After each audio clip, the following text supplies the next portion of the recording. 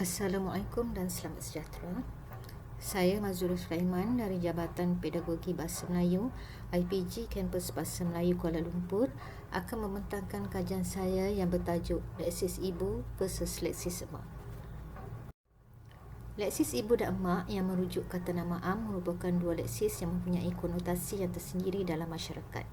Jika diselidik dengan lebih mendalam penggunaannya, kedua-dua leksis tersebut mempunyai perbezaan dari segi nilai dan berada dalam tata tingkat yang berbeza. Ketepatan dan kesesuaian pilihan kata panggilan yang digunakan oleh seseorang ahli keluarga mencerminkan kesantunan dalam berkomunikasi serta mematuhi norma-norma yang ada dalam masyarakat dan budayanya.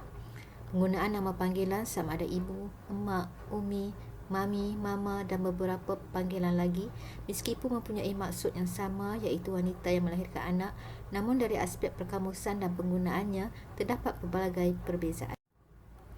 Objektif kajian ini yang pertama ialah mengenal pasti pemberatan penerangan dan penjelasan untuk kata nama am, ibu dan emak dalam enjin carian PRPM.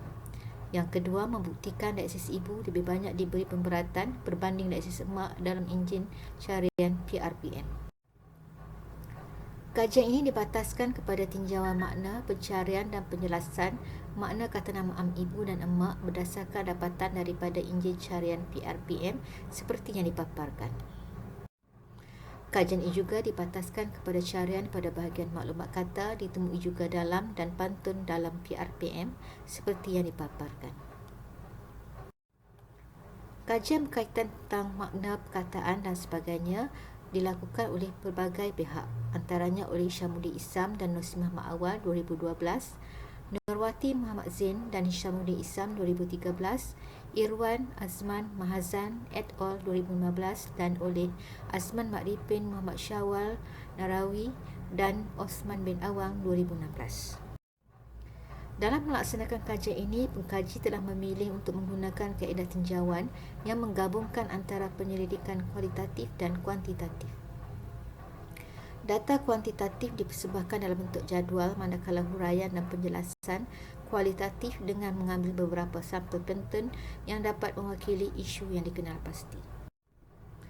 Perbincangan ini hanya merujuk kepada makna pertama kepada leksis ibu. Untuk leksis ibu, definisinya ialah orang yang melahirkan kita, iaitu emak, berdasarkan Kamus Dewan edisi keempat. Huraian dan penjelasan bagi maksud leksis ibu begitu panjang dan lebar serta menyeluruh, lengkap dengan peribahasa serta contoh-contoh ayat yang cukup bermakna. Manakala untuk leksis emak, definisinya orang yang melahirkan seseorang iaitu ibu, berdasarkan Kamus Dewan edisi keempat. Huraian dan penjelasannya amat ringkas dan pendek.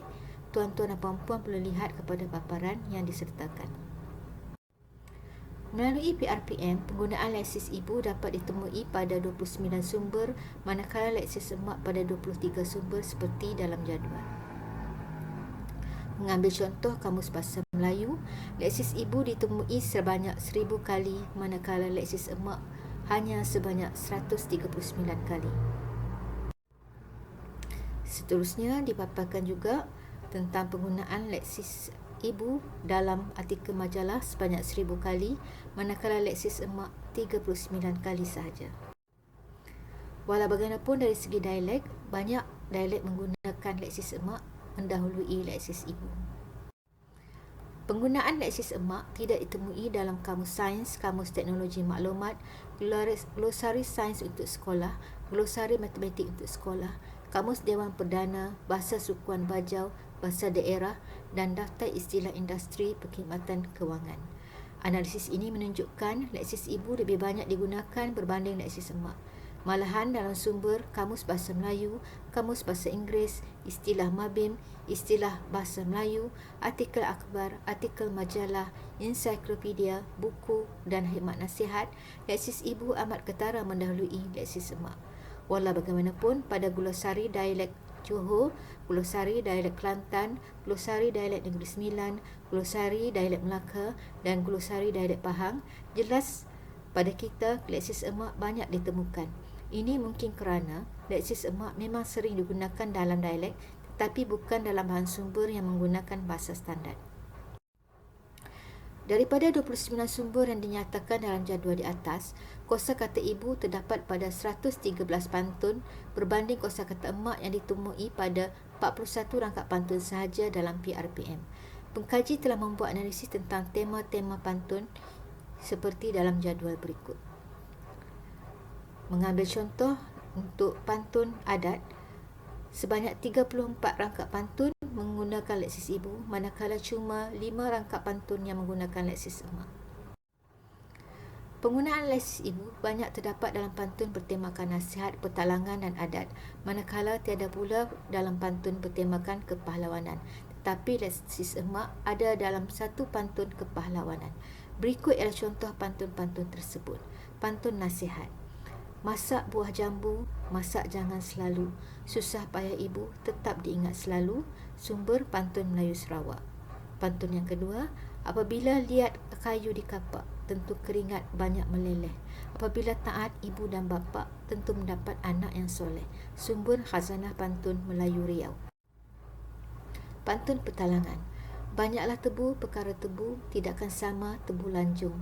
Banyaklah ibu perkara ibu, tidakkan sama ibu kandung. Sumber Khazanah Pantun Melayu Riau. Pantun adat. Burung tiung beranak tunggal hingga mari atas bumbung. Ibu mati ayah meninggal, pada siapa hendak bergantung. Sumber Kurik Kundi Merah Saga.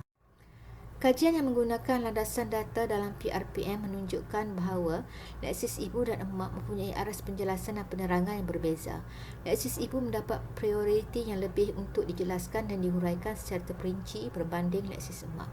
Terdapat perbezaan dari segi nilai ataupun kesetaraan antara dua leksis ini.